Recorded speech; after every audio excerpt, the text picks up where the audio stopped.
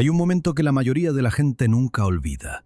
Estás en una habitación llena de gente que conoces desde hace años, compañeros de trabajo, viejos amigos, tal vez incluso familia, y sientes que algo no cuadra. No es algo dramáticamente malo, ni algo que puedas señalar o explicar. Simplemente se siente un poco mal, como una canción que suena un poco desafinada. Las conversaciones parecen ensayadas, las sonrisas llegan un segundo tarde. Alguien cambia de tema justo cuando empiezas a hablar. Llegas a casa y repasas todo en tu cabeza. No hiciste nada malo. No empezaste una pelea. No dijiste nada ofensivo. No te metiste con nadie. Y sin embargo, la distancia era real. La tensión era real. Ese ligero escalofrío en el ambiente era completamente real. Esto es lo que nadie te dice sobre esa experiencia. No fue un malentendido, no era paranoia. Lo que percibiste es uno de los patrones más antiguos y consistentes de la psicología humana. Un patrón que el psiquiatra suizo Carl Jung pasó décadas estudiando, sobre el cual escribió y del que advirtió a la gente. Y una vez que entiendes qué es lo que realmente lo impulsa, la confusión desaparece. No porque las cosas se vuelvan más fáciles necesariamente, sino porque finalmente dejas de culparte por algo que nunca se trató de ti. Así que, hablemos de lo que realmente está pasando.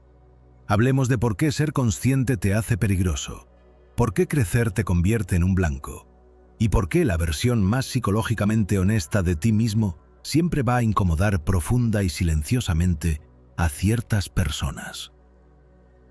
La arquitectura oculta de la incomodidad humana.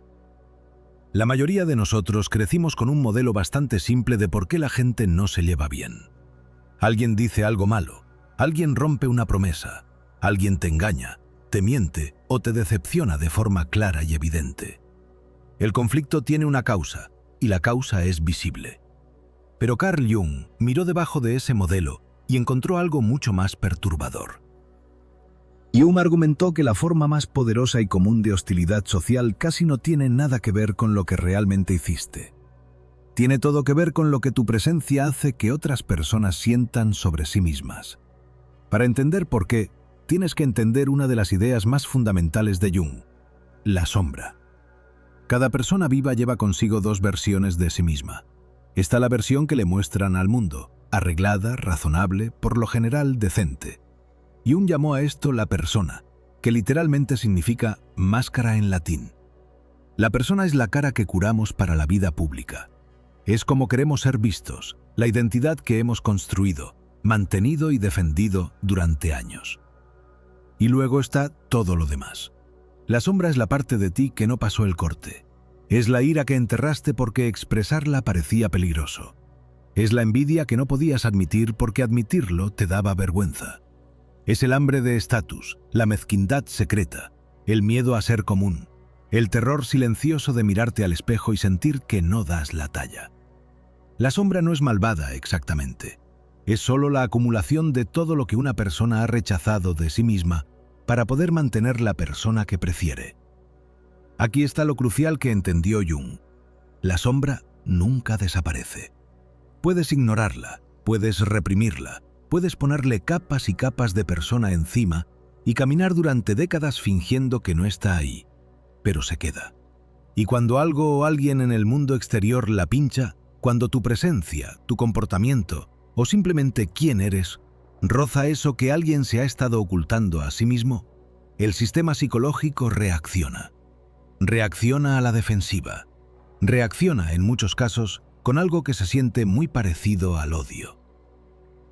¿Por qué ser consciente te convierte en una amenaza? Aquí está la incómoda verdad sobre volverte más perceptivo. Cuanto más claramente ves a las personas, sus patrones, sus motivaciones, la brecha entre lo que dicen y lo que realmente quieren decir, más amenazante se vuelve tu presencia para las personas que todavía están profundamente identificadas con su persona. No porque digas nada, no porque expongas a nadie, sino porque tu sola presencia introduce la posibilidad de que veas lo que están escondiendo. Y esa sola posibilidad es suficiente para desencadenar una reacción defensiva. Piénsalo desde su lado. Imagina que has pasado años manejando cuidadosamente cómo te percibe la gente. Proyectas confianza incluso cuando te sientes vacío. Actúas con generosidad mientras llevas la cuenta de los favores. Sonríes en los momentos adecuados, dices las cosas correctas y te esfuerzas mucho para asegurarte de que nadie mire demasiado de cerca. Y de repente, entra en la habitación alguien que simplemente ve, que no parece impresionado por la actuación, que no se deja engañar por el teatro social. Esa persona no tiene que decir una sola palabra. Su calma, su franqueza, su aparente indiferencia a los juegos que todos los demás están jugando, todo eso se registra como una amenaza. Su sola presencia es una especie de exposición. Jung llamó a lo que ocurre a continuación proyección. En lugar de enfrentar la incomodidad internamente, en lugar de preguntarse ¿por qué esta persona me incomoda y qué dice eso de mí?, la mente encuentra una solución más simple. Le atribuye el problema a la persona que desencadenó el sentimiento. De repente ya no eres tú quien ve con claridad. Eres arrogante, juzgas a los demás, eres frío, raro o demasiado. La acusación no tiene nada que ver contigo. Es la sombra buscando un lugar donde aterrizar. Y una vez que la proyección se afianza, algo importante cambia. La gente deja de responder a quien realmente eres. Empiezan a reaccionar a lo que tu presencia revuelve dentro de ellos. Podría ser paciente, amable y constante todos los días y no importará porque ya no te están mirando a ti. Están mirando el espejo que tu presencia les pone enfrente. Las 7 formas en las que incomodas a la gente en silencio. Seamos específicos, porque esta dinámica no se anuncia por sí sola. Aparecen momentos pequeños, difíciles de nombrar, que se acumulan con el tiempo en un patrón que no puedes ignorar. Reflejas lo que han evitado. Imagina que has estado trabajando en ti mismo. Tal vez te has tomado en serio tu salud, tus finanzas, tus reacciones emocionales. No le estás dando sermones a nadie. No estás publicando sobre eso todos los días. Simplemente estás viviendo de manera diferente y algo sutil comienza a cambiar en ciertas amistades. Las bromas se vuelven un poco más afiladas. Los comentarios se vuelven un poco más despectivos. Estás obsesionado. Eres demasiado serio. Has cambiado. Nada de esto es directo. Todo tiene negación plausible, pero el patrón es claro. Lo que está pasando es que tu crecimiento se ha convertido en un espejo. Tu disciplina refleja su evasión. Tu consistencia refleja sus excusas. No pusiste ese espejo ahí a propósito, pero está ahí. Y algunas personas simplemente no pueden tolerar lo que ven en él. Así que el blanco de esa incomodidad pasa de ellos mismos hacia ti. Representas aquello a lo que renunciaron. La gente rara vez resiente abiertamente a alguien que está batallando más que ellos. El resentimiento casi universalmente fluye hacia arriba. Va hacia la persona que representa algo que la persona resentida sabe en algún nivel que podría haber hecho o llegado a ser. El colega que realmente termina lo que empieza, el amigo que se alejó de la relación que lo hacía miserable, el familiar que finalmente volvió a la escuela. Estas personas no están atacando a nadie, pero su existencia acusa silenciosamente las decisiones que tomaron todos a su alrededor. Cuando representas una posibilidad que alguien más abandonó en silencio, te vuelves inconveniente. Devaluarte, tacharte de suertudo, arrogante o de estar desconectado de la realidad es la forma más fácil de hacer que la incomodidad se detenga. Has dejado de necesitar su aprobación. Esto es sutil y casi universalmente incomprendido. La mayoría de las relaciones sociales, nos guste admitirlo o no, se mantienen unidas en parte por la dependencia mutua. Una persona necesita validación, otra necesita sentirse necesitada. Alguien aporta trabajo emocional, alguien más aporta estatus, y todo el sistema se mantiene en equilibrio mientras todos jueguen su papel.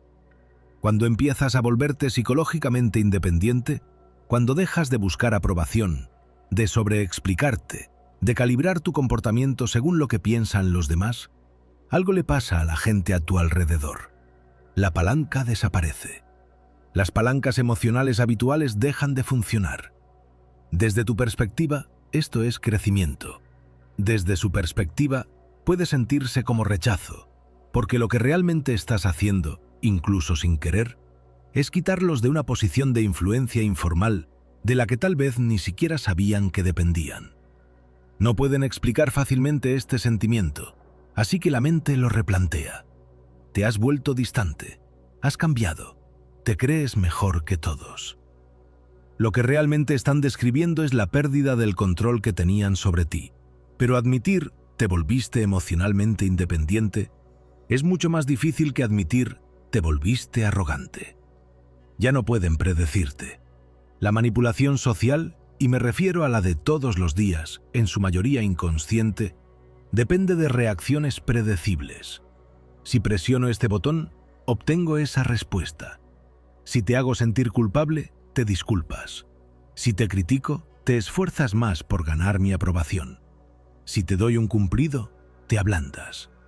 Cuando dejas de reaccionar como la gente espera, todo el guión se rompe. No eres hostil al respecto, no eres agresivo, simplemente no respondes a los movimientos habituales. No muerdes el anzuelo, no realizas la reacción emocional esperada. Y para alguien que ha estado usando ese manual de jugadas, incluso inconscientemente, tu falta de reacción es profundamente inquietante porque significa que ves el juego. Y las personas que dependen de que no los vean jugar el juego, nunca estarán cómodas cerca de alguien que clara y calmadamente, sin hacer un gran alboroto, está observando todo.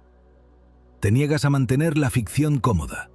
Todo grupo social, todo círculo de amigos, toda familia, todo lugar de trabajo, opera bajo un conjunto de acuerdos tácitos. No hablamos de ciertas cosas. Fingimos que ciertos comportamientos son normales.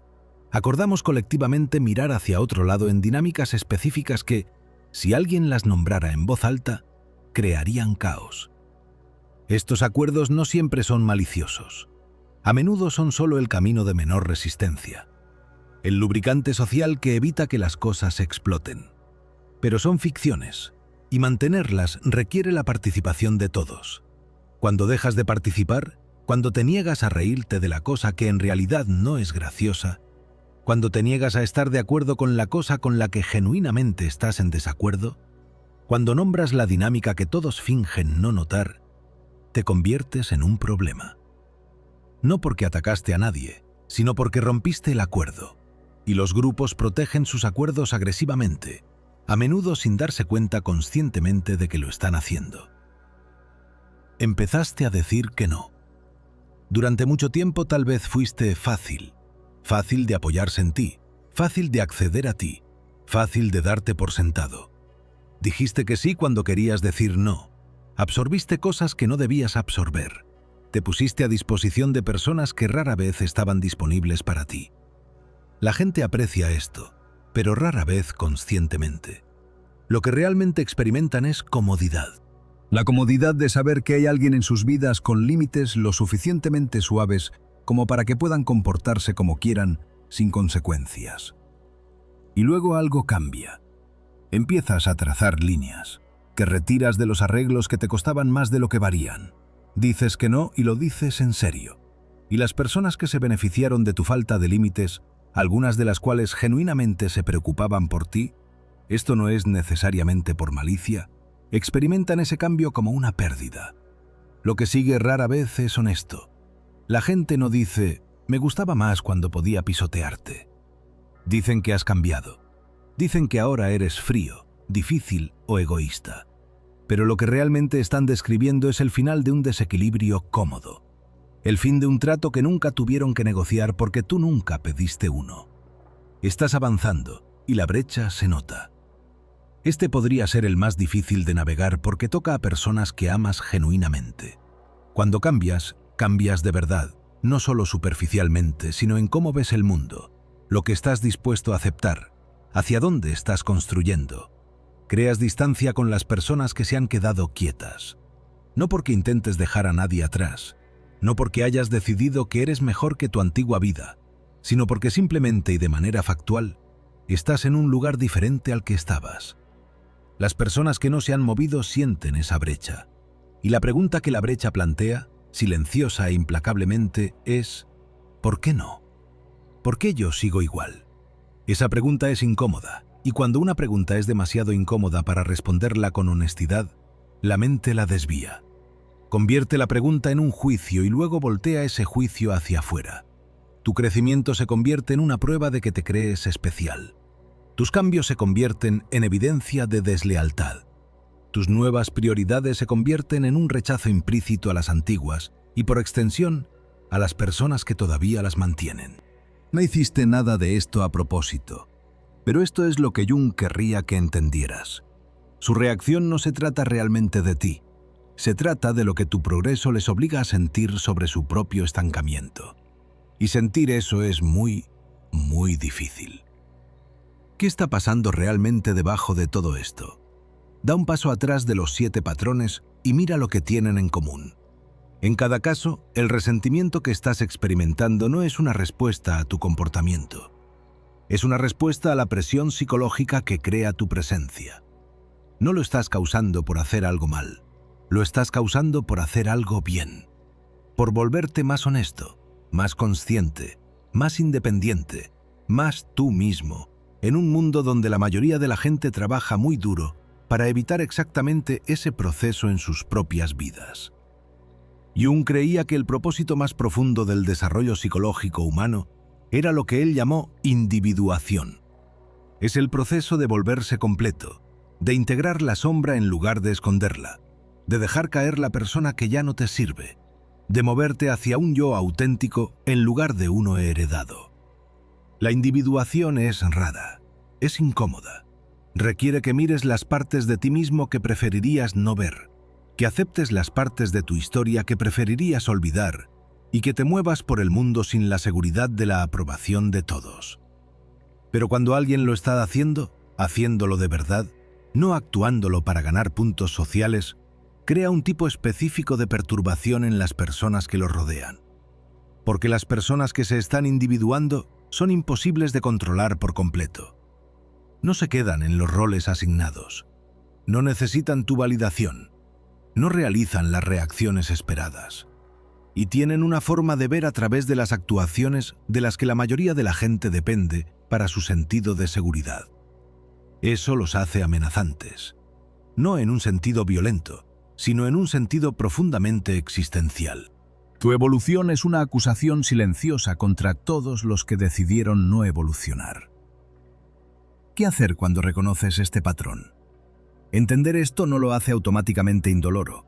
Reconocer que la hostilidad de alguien está arraigada en su propia sombra no hace que la hostilidad desaparezca, pero cambia lo que haces con ella. El error más común que comete la gente cuando empieza a notar esta dinámica es intentar arreglarla, hacerse pequeños de nuevo, interpretar más los roles esperados, limar las asperezas que incomodan a la gente. Esto es comprensible. Estamos programados para pertenecer, y la sensación de ser excluido lentamente de un grupo que te importaba es genuinamente dolorosa. Pero esto es lo que realmente pasa cuando te haces más pequeño para mantener a otras personas cómodas. El resentimiento no desaparece, solo se vuelve más familiar.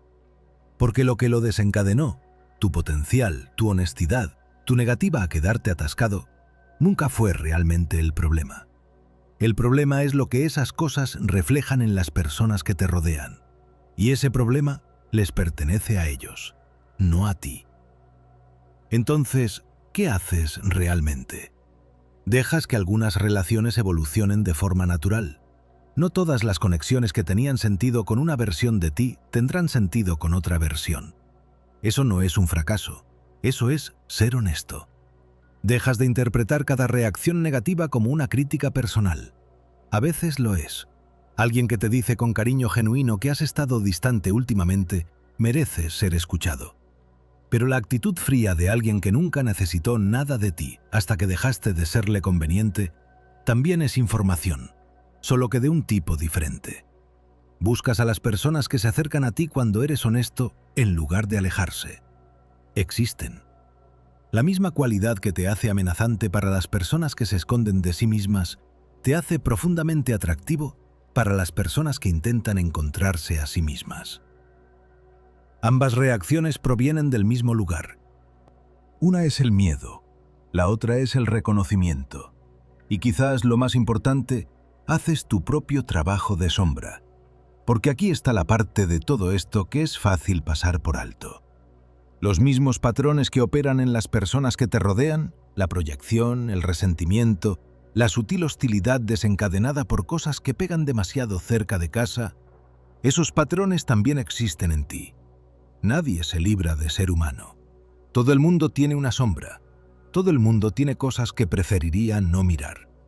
Y es muy fácil concentrarse tanto en reconocer la proyección en otras personas que olvidas verificar si la estás haciendo tú mismo. El objetivo no es convertirte en alguien que ve a través de todos mientras eres perfectamente transparente tú mismo. Esa es una nueva forma de persona, el observador iluminado, que es su propia sombra disfrazada. El objetivo es hacer el trabajo honesto, continuo e imperfecto de volverte más real, más integrado, más tú. Esto es lo que tiende a pasar con el tiempo cuando te mantienes en este camino. El campo social a tu alrededor cambia.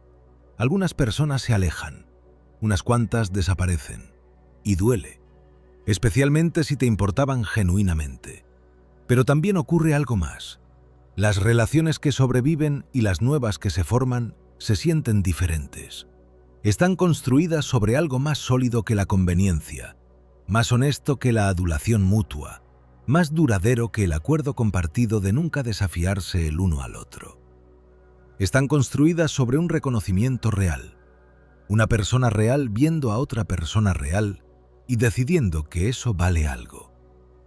También dejas de estar tan agotado, porque el agotamiento de mantener actuaciones, de fingir estar de acuerdo, de interpretar papeles, de manejar cómo te perciben las personas a las que de todos modos no les gustaría el verdadero tú, es un tipo de desgaste específico e implacable. Y cuando empieza a disiparse, incluso parcialmente, te das cuenta de cuánta de tu energía se había estado yendo en mantener a todos cómodos a expensas de ser honesto. Carl Jung no escribió sobre la integración de la sombra porque sea un viaje agradable. Escribió sobre ello porque creía que era el trabajo más importante que podía hacer un ser humano. No importante en el sentido de impresionante o admirable. Muchas personas son impresionantes y admirables estando completamente desconectadas de su propia vida interior. Importante en el sentido de necesario, en el sentido de que sin él pasas toda tu vida reaccionando al mundo como a través de una ventana empañada, viendo formas pero sin llegar a distinguir qué es real. La ventana empañada es la persona.